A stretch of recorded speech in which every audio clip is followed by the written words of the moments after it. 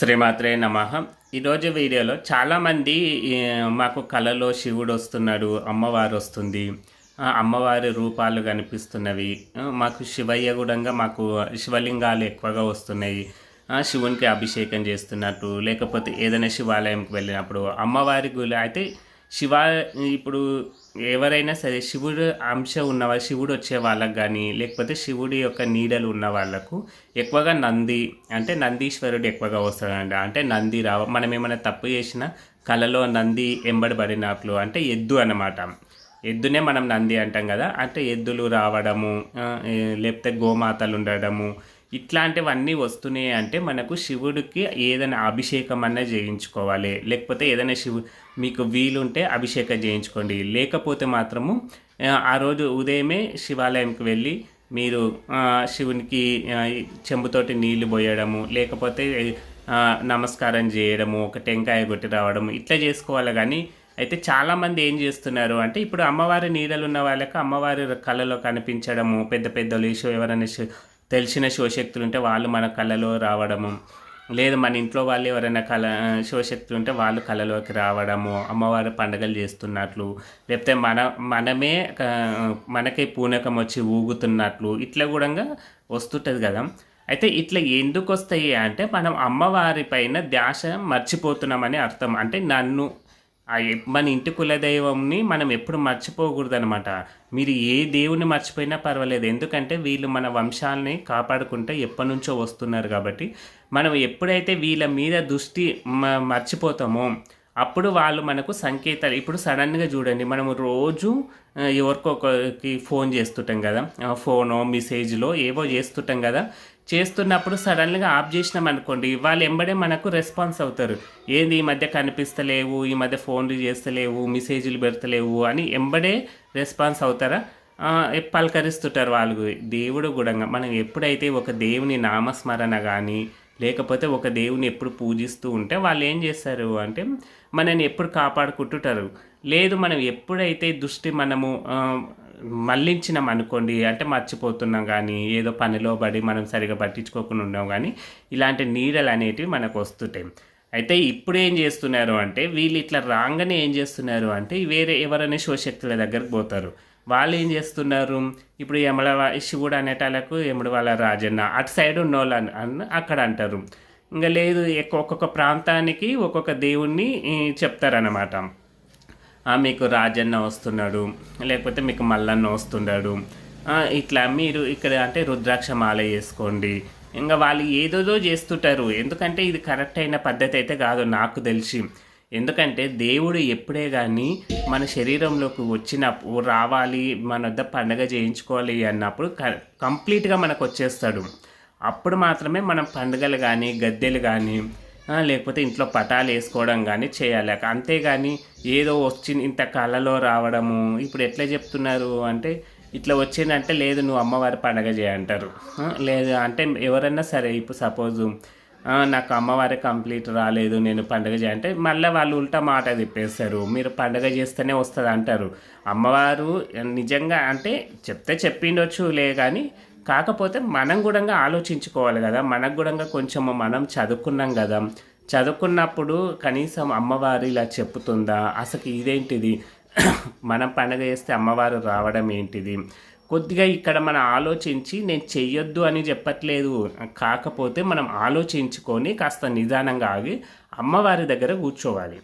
అమ్మవారి దగ్గరనో లేకపోతే ఆ మల్లన్న తండ్రి దగ్గరనో ఇంట్లో ఫోటో ఉంటుంది.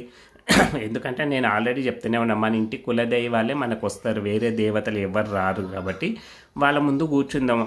ఇప్పుడు తండ్రి మల్లన్న తండ్రి, లేదు శివయ్య, లేదు ఎల్లమ్మ తల్లి, పోచమ్మ, మైసమ్మ, ఎవరో ఒకరు ఉంటారు కదా, వాళ్ళ దగ్గర కూర్చొని మంగళవారము శుక్రవారము రోజు కూర్చున్నా పర్వాలేదు. దేవునికి ఒక వారం అనేది ఏమి ఉండదు కదా, రోజు పూజించుకోవచ్చు, దేవునికి తప్పేముండదు. కాబట్టి కూర్చొని నాకు ఈ విధంగా కళలు పడుతున్నాయి, మీరు అంటే ఏ విధంగా అంటే నేను పండుగ మీకు చెయ్యాలా చెయ్యకూడదా, మీరు కంప్లీట్ నాకు వస్తారా, నాకు ఇట్లా పూనకాలు వచ్చినట్లు కళలో వస్తున్నవి అని అమ్మవారి దగ్గర మీరు దేవుడి దగ్గరనే చెప్పుకోండి.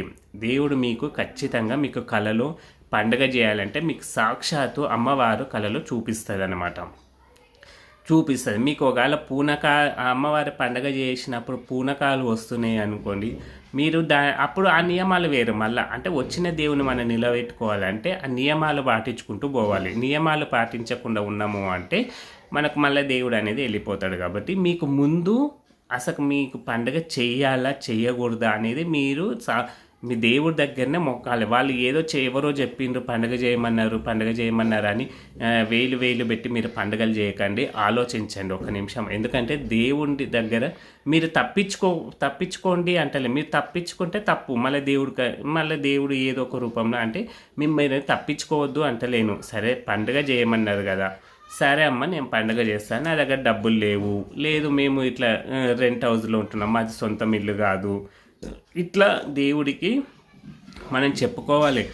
అంతేగాని కిరాయి ఇంట్లలో ఉండి అమ్మవారి గద్దెలు వేసుకొని మళ్ళీ అమ్మవారి పీఠాల కింద యంత్రాలు పెట్టించుకోవడము, ఇవన్నీ పిచ్చి పిచ్చి పనులు ఇవి నాకు తెలుసు. ఎందుకంటే యంత్రాలు ఎక్కడ లేవు. అంత కావాల్సిన మీ పూర్వీకుల ఏదైనా పల్లెటూర్లలో చూడండి, ఎవ్వరికి యంత్రాలు లేవు. ఈ మధ్య యంత్రాలు పెడుతున్నారు. యంత్ర ప్రతిష్టన ఇంట్లో చేసుకోకూడదు. ఎందుకంటే ఇంట్లో మనము భూమి లోపటనే కదా ఇప్పుడు మనం పుట్ట బంగారు వేసినాము అంటే కింద యంత్రాలు పెడతారు కదా. యంత్రాలు అది ఎవరు చేస్తారో తెలియదు. ఇప్పుడు ఒక గుడి ప్రతిష్టాపన చేయాలంటే ఒక యంత్రాన్ని ఎంతో అంటే వాళ్ళు ఎవరితో మాట్లాడకుండా దైవనామస్మరణతో ఆ యంత్రాన్ని చెక్కుతారన్నమాట. ఇప్పుడు మనకు బజార్లో దొరుకుతున్నాయి ఇప్పుడు యంత్రాలు కదా, అవి ఎట్లా చెక్కుతారో తెలియదు, ఏవైతుందో తెలియదు. ఆ యంత్రాలను తెచ్చి మనం ప్రతిష్టాపన చేసుకుంటాం. ఇంట్లో ధూపదీప నైవేద్యాలు ఉండవు అసలు. ఎందుకంటే యంత్రము భూమి లోపలికి పోయింది అంటే ఆ చుట్టుపక్కల ఇప్పుడు మన గుళ్ళో ప్రదక్షిణ ఎందుకు చేయమంటారు చెప్పండి అంటే ఆ యంత్ర ప్రభావము ఉంటుంది కాబట్టి మనము పాజిటివ్ ఎనర్జీ మన లోపలికి పోతుంది అన్నమాట. ఆ యంత్రము అంత పవర్ఫుల్ అన్నమాట. ఆ యంత్రం నుంచే కదా దేవుడికి కళ వచ్చేది. ఇంట్లో కూడా మనం ఆ యంత్రాన్ని పెట్టుకున్నప్పుడు మళ్ళీ మా ఇంట్లో అమ్మవారు కళ రావాలి కదా, వస్తుంది కదా. అలాంటి అమ్మవారికి కొంత పెట్టుకొని యంత్రాన్ని పెట్టుకోవద్దు అంటలే నేను. యంత్రాన్ని ఎవరు పెట్టుకోవాలి అంటే రోజు వీళ్ళు కొలుపులు చెప్తారు కదా, కొలుపులు చెప్పేవాళ్ళు రోజు ధూపదీప నైవేద్యాలు పెట్టేటోళ్ళు, వాళ్ళు ఒక చిన్న గుడిలాగా సపరేటు అంటే ఇంటికి దూరంగా ఇంటికి బయటి బాగాన ఎక్కడో ఒక సైడు అంటే ఇంట్లో ఎవరు అంటే ఈ నెలసరి వచ్చిన వాళ్ళు కానీ ఇంట్లో కొత్త అంటే సంసారం చేస్తున్న వాళ్ళు కానీ అలాంటి వాళ్ళు ఉన్నారంటే యంత్ర ప్రతిష్టాపన చేసుకోకండి. అసలు యంత్రాలు అనేవి లేవు, ఇప్పుడు కొత్తగా పెడుతున్నారు.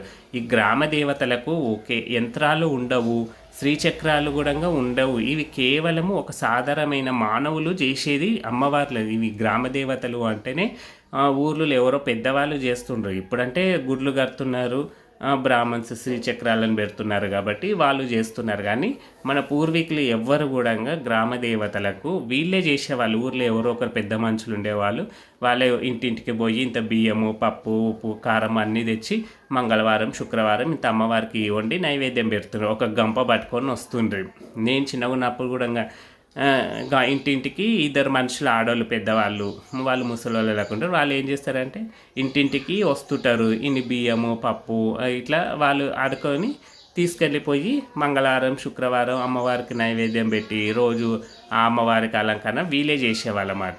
ఇప్పుడు గుడ్లు కడుతున్నారు, విగ్రహాలు పెడుతున్నారు. సరే ఇంకా ఇప్పటి విషయం ఎందుకులే కానీ అయితే ఈ యంత్రాలు పెట్టుకున్న మీ ఇంట్లో ఎవరికైనా చూడండి, మీరు యంత్రాన్ని పెట్టుకున్నప్పుడు మీ ఇంట్లో పరిస్థితులు చూడండి అంత తలతిక్కగా ఉంటాయి. ఫస్ట్ భార్యాభర్తలకు పడదు, ఇంట్లో పిల్లల మాట వినరు. అంటే ఇవి పెట్టుకుంటేనా అందరికి ఉండొచ్చు అని మళ్ళీ మీకు ఇక్కడ డౌట్ ఉంటుంది. ప్రతి ఒక్కరి ఇంట్లో ఉంటాయి. కానీ ఈ యంత్రాలు ఇట్లా పెట్టుకోవడం వల్ల ఇంకా సమస్యలు అనేది మనం పెంచుకుంటాం అన్నమాట. ఇంట్లో పూజ చేద్దామంటే మనశ్శాంతి రాదు. మళ్ళీ ఇంట్లో యంత్రం పెట్టుకుంటారు కానీ పూజ చేయడానికి మనసు ఒప్పదు. మళ్ళీ ఇంకెందుకు చెప్పండి, ఈ యంత్రాలు పెట్టుకున్నారు అంటే మీరు ఏమీ చేయకున్నా పర్వాలేదు. అమ్మవార్లకు ఏ దేవుడికైనా మీకు అంటే మీరు కేవలం ఫోటో రూపంలోనూ పెట్టుకొని మీరు మనస్ఫూర్తిగా ఏ దేవుడైనా సరే మన మనసునే చూస్తాడు. మనస్ఫూర్తిగా నన్ను మొక్కుతున్నాడా లేడా, నన్ను తలుచుకుంటున్నాడా లేడా. ఎందుకంటే దేవుడికి మన మీద ప్రేమ, మన మీదే దేవుడికి ప్రేమ. కాబట్టి మనకు దేవుడు అందుకే చూడండి మనకు ఎప్పుడే కానీ కళలో దేవుళ్ళు వస్తున్నారు, మనకి ఏదో చెప్తున్నట్లున్నారు, మన వద్ద మాట్లాడుతున్నారు అంటే మన దృష్టి అంటే మనం ఏదో చెడు దృష్టిలో పోతున్నాము, చెడుగా ఆలోచిస్తున్నాము, దేవుణ్ణి మర్చిపోతున్నప్పుడు ఇలాంటి కళలు పడతాయి. అంతేగాని మీరు వాళ్ళ దగ్గరికి పోయి ఈ రుద్రాక్ష ధారణాలు చేసుకొని ఈ ఈ వేములవాడ సైడ్ అయితే నాకు ముగ్గురు ఫోన్ చేసారు, మాకు ఇట్లా శివుడు కళలో వస్తున్నారు అంటే వాళ్ళని అక్కడికి తీసుకెళ్ళి రుద్రాక్షమాల ధారణ చేయించుండ్రు. ఇప్పుడు రుద్రాక్ష ధారణ చేసిండ్రు అంటే ఇప్పుడు భార్యాభర్తలు వాళ్ళు సరే కొంచెము ముసలి ఏజ్ ఎక్కువ అంటే కొంచెం భార్యాభర్తలు ఏదో కొన్ని నియమాలు అంటే పాటిస్తారు. చిన్న ఏజ్ వాళ్ళు ఎట్లుంటారు చెప్పండి. ఇప్పుడు ఒక రుద్రాక్ష మనం ధారణ చేసినామంటే రుద్రాక్ష మళ్ళీ తీయకూడదు అనమాట. అది ఎందుకంటే అది కొంచెం అంటే శివుడికి దగ్గర కొన్ని పూజలు చేస్తారు అయ్యగారు ఈ ధారణ గురించి. మళ్ళీ మనం అది తీసి వేసుకుంటే పవర్ పోతుంది ఎప్పుడే కానీ. మనం ఈ కడాలు కానీ ఇవి తీసి పెట్టుకున్నా అంత ఏముండదు. కానీ ఎప్పుడే కానీ ఈ రుద్రాక్ష కానీ ఏదైనా ఒక మాల ధారణ చేసినప్పుడు అవి మనము ఎప్పుడు మెడలోనే ఉండాలన్నమాట. మనం తీసి అందుకే మీరు ఆలోచించుకోండి. మీరు ఏదో మీకు తెలియక ఏం చేస్తున్నారు అంటే మీ సంసార జీవితంలో చిక్కులు అనేవి వస్తాయి. ఇప్పుడు నెలసరి ఉన్నవాళ్ళు ఈ రుద్రాక్ష ధారణ చేసిండ్రు అనుకోండి, అది ఆగిపోతుంది. మనం అంటే మీరు బలవంతంగా ఆపుకుంటారు ఈ నెలసరి వచ్చే వాళ్ళకు. అప్పుడు ఏమవుతుంది, వీళ్ళకి హెల్త్ ఇష్యూస్ స్టార్ట్ అవుతాయి. అంటే కడుపులో నొప్పులు రావడము, ఈ పొత్తి కడుపులు లేవడము, ఇంకా కూర్చుంటే నడుములు గుంజడము, ఇవన్నీ బలవంతంగా ఆపుకున్నావు కాబట్టి మీకు హెల్త్ ఇష్యూస్ ఎక్కువ వస్తాయి. దేవుడు నిజంగా చూడండి, మీరు బాగా గుర్తుపెట్టుకోండి, ఎప్పుడైనా సరే అమ్మవారే కానీ దేవుడే కానీ మీకు వస్తున్నాడు, మీకు ఇలాంటి సూచనలు ఉన్నాయంటే ఈ డేట్స్ అనేటివి ఆఫ్ చేస్తాడు. ఆపేసిన తర్వాతనే మీకు దేవుడు సంపూర్ణంగా వస్తాడు. కొంతమంది వచ్చిన వాళ్ళకు అయితే ఖచ్చితంగా ఆగిపోతుంది కానీ దాన్ని దేవుడు ఆఫ్ చేస్తాడు. అది దేవుడు ఆఫ్ చేస్తున్నాడు కాబట్టి మీకు హెల్త్ ఇష్యూస్ రావు. మీరు ఇలాంటివి గద్దెల మీద కూర్చోవడము ఇవన్నీ మీరు బలవంతంగా చేసిండ్రు అనుకోండి, బలవంతంగా ఆపుకుంటే మాత్రము మీకు 100% హెల్త్ ఇష్యూస్ వస్తాయి. ఇప్పుడు చాలామంది నాకు ఫోన్లు కానీ ఈ మెసేజ్లు కానీ ఈ హెల్త్ ఇష్యూస్ ఎందుకు వస్తున్నాయి అంటే మీరు నెలసరిని ఆఫ్ చేసుకుంటున్నారు. అంటే ఈ ధారణాలు దేవుడి యొక్క అంటే అన్నీ వేసుకోవడం వల్ల, పీఠాలు వేసుకోవడం వల్ల ఇవన్నీ చేస్తున్నారు. కాబట్టి ఈ రుద్రాక్ష ధారణ చేసుకున్న వాళ్ళు చాలా జాగ్రత్తగా 1కి 2-3 సార్లు ఆలోచించి రుద్రాక్ష ధారణ చేసుకోండి, ఆడవాళ్ళే కానీ మగవాళ్ళే కానీ. ఎందుకంటే దేవుడు ఎప్పుడే కానీ భార్యాభర్తలను దూరంగా కనీసం వాళ్ళు తృప్తిగా సరే కొన్ని వదిలేసినా కానీ భార్యాభర్తలు మాట్లాడుకునే అవకాశం కూడా ఉండాలి కదా.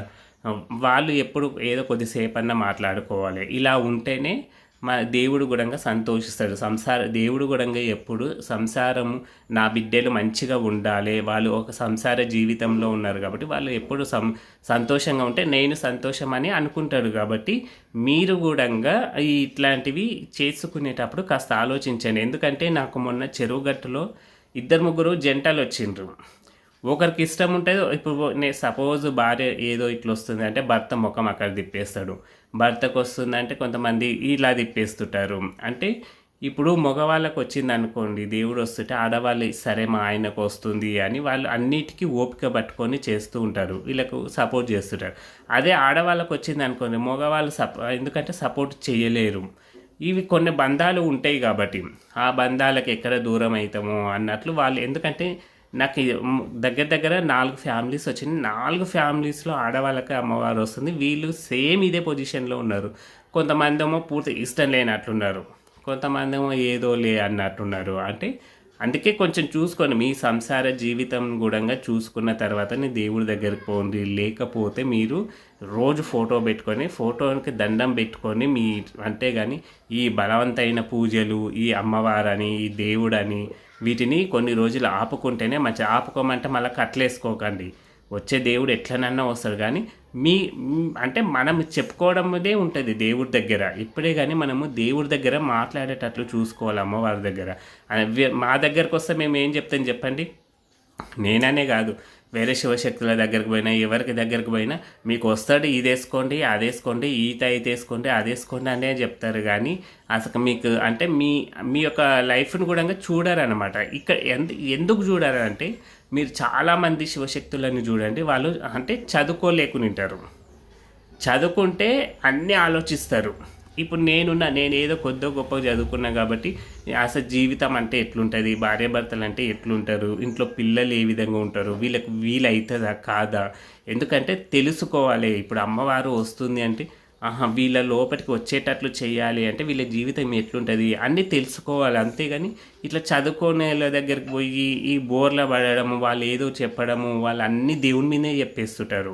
మీరు ఇట్లా చేయాలి దేవుడు వస్తాడు, అట్లా చేయాలి దేవుడు వస్తాడు, ఇట్లా ఇవే చెప్తారు. వాళ్ళు మన జీవితాన్ని ఆలోచించరు. ఎందుకంటే వాళ్ళు చదువుకోలే కాబట్టి ఆలోచించరు. చదువుకున్న వాళ్ళైతే అన్నీ ఆలోచిస్తారు. అంటే నేను చెప్పినా కదా ఏ విధంగా ఉండాలి వీళ్ళు అని. అంటే దాన్ని బట్టి మీరు కొన్ని రోజులు ఆపుకొని సంతోషంగా ఉంటారు. ఎప్పుడే కానీ మనకు ఒంటి మీకు దేవుడు వస్తేనే సంతోషంగా ఉంటాము, మనం పండగలు చేస్తేనే సంతోషంగా ఉంటామని ఎప్పుడు ఆలోచించుకోకండి. మీరే తప్పు చేస్తున్నారు. చెప్పే వాళ్ళది తప్పు కాదు, పొయ్యే వాళ్ళది తప్పు. నా దగ్గరకు వస్తే నేను ఎన్నన్నా చెప్తా. అదేదో సామెత ఉంటే వినేవాడు ఉంటే శుద్ధులు కరవా అన్నట్లు మీరు వస్తున్నారు కాబట్టి మేము మస్తు చెప్తాము. కాబట్టి మీరు కూడా చదువుకున్న వాళ్ళు ఉంటారు. కాస్త ఆలోచించండి. మీ ఇంటి పరిస్థితులు కూడా ఆలోచించండి. మీ యొక్క భార్యాభర్తల బంధం గురించి ఆలోచించండి. మీ పిల్లల భవిష్యత్తు గురించి ఆలోచించండి. ఇప్పుడు ఏదో మీకు కొత్తగా దేవుడు వస్తున్నాడని ఇంట్లో నిలబెట్టుకొని దేవుని ఇంట్లో పటాలు వేసుకొని గద్దెలు వేసుకొని కూర్చున్నారు అనుకోండి. కొత్త లేని దేవుళ్ళని తెచ్చుకొని మీ ఇంటి తర కొంతమంది అయితే ఇంటి తర అనే దేవుడే లేడు కానీ ఇప్పుడు అమ్మవార్లను నిలబెట్టుకుంటున్నారు, దేవుళ్ళని నిలబెట్టుకుంటున్నారు. ఇంటి తరన లేనప్పుడు నిలబెట్టుకోవద్దు. నిజంగా మీకు అదే దేవుడు మీకు కలలో వచ్చి ఏమైనా సంకేతాలు ఇస్తే మీరు గుడికి వెళ్ళండి. గుడి దగ్గర ఆ దేవుని గుడికి వెళ్ళి అక్కడ కళ్యాణం చేయించడము, అభిషేకాలు చేయించడము, లేకపోతే మీకు అన్నదానాలు చేయించడము, ఏదో ఒకటి గుడిలోనే చేయండి. కానీ ఇంట్లో నిలబెట్టుకోండి. ఎందుకంటే మీకు ఈ సంకేతాలు వచ్చినా మీరు ఇంట్లో నిలబెట్టుకుంటారు కదా. తర్వాత మీకు పిల్లలు ఉన్నారనుకోండి, వాళ్ళ భవిష్యత్తు ఏంటి చెప్పండి. ఇప్పుడు ఎట్లంటే వాళ్ళు కూడా పట్టించుకోరు. ఇప్పుడు పిల్లలందరూ చదువుతున్నారు, ఎక్కడెక్కడనో పోతున్నారు, ఇక ఊర్లలోనే ఉండలేరు కదా. మన దగ్గర ఉంటారని లేదు కదా. కొంతమంది అమెరికాలు పోతారు, డబ్బున్న వాళ్ళు అమెరికానో ఎక్కడనో పోతుంటారు. మళ్ళీ ఈ దేవుని పరిస్థితి రేపనాడు ఈ దేవుడు ఇక్కడ ఉంటాడు, ఇక్కడ నిలబెట్టుకుంటారు. ఈ ఇల్లు అమ్ముకోవాల్సి వస్తుంది కొన్ని పరిస్థితులు. ఇది మళ్ళీ కిరాయి ఇల్లు ఉంటుంది. కిరాయి ఇంట్లో నుంచి మళ్ళీ వేరే ఇంటికి పోవాలంటే ఆ పీఠాన్ని ఎట్లా తీసుకెళ్తారు. అది రోజులు మంచిగా ఉంటాయి, మంచిగా ఉండవు. మనకు రోజు మంచిగా ఉన్నప్పుడు మేము కాల్ చేస్తామంటే ఇంటి ఓనర్ ఊకుంటాడా? ఊకోడు కదా. అందుకే కాస్త ఆలోచించండి. అన్నీ ఆలోచించి అడుగులు వేయండి ఇప్పటికైనా సరే. ఎందుకంటే చాలామంది మోసపోయిండ్రు, చాలామంది ఈరోజు ఇబ్బందులు పడుతున్నారు. అంటే దేవుడి పేరు చెప్పుకొని బాధపడడం నాకు నచ్చట్లేదు ఫస్ట్. ఎందుకంటే దేవుడు ఎప్పుడే కానీ బిడ్డలను ఇప్పుడు మన పిల్లలని మనము ఎప్పుడు మంచిగా ఉండాలని చూస్తాం కదా. దేవుడు కూడా మనం ఆయన బిడ్డలం కాబట్టి మనకు మంచి చేయాలని చూస్తాడు. కానీ మనము అంటే ఏం ఆలోచించకుండా ఏం చేయకుండా తొందర చేయడము, అమ్మ వాళ్ళని నిలబెట్టుకోవడము, ఈ దేవుళ్ళని నిలబెట్టుకోవడము, తర్వాత మళ్ళీ ఇబ్బందులు పడడము, అవి మన పిల్లలకు మనమే రుద్దడము. పిల్లలు ఉండరు, వాళ్ళు ఎక్కడెక్కడో తిరుగుతుంటారు, చేస్తుంటారు. వాళ్ళకు ఇంట్లో కొన్ని నియమాలు తెలియవు. మనం ఇంట్లో పెట్టుకున్నా కానీ ఇంట్లో అసలు పిల్లలు బయట ఏం తినొస్తారో తెలియదు. ఇప్పుడు హోటళ్ళల్లో పిల్లలు తినొస్తారు. ఆ హోటళ్ళలో వాడు కుక్కను వండి పెడతాడో, పెద్ద కూర వండి పెడతారో, ఏం వండి పెడతారో మనకు తెలియదు. అవే బిర్యానీలు తినేసి వస్తారు, అవి ఇంట్లో పడవు. అప్పుడు ఇంట్లో అందరి ప్రాబ్లమ్స్. కొంతమందికి అయితే ఇంట్లో యాక్సిడెంట్లు కూడా అవుతుంటాయి. అంటే ఇట్లాంటివన్నీ జరుగుతుంటాయి. అందుకే కాస్త ఎప్పటికైనా కాస్త మేల్కొనండి. అందరూ పరిస్థితులను గమనించుకోండి.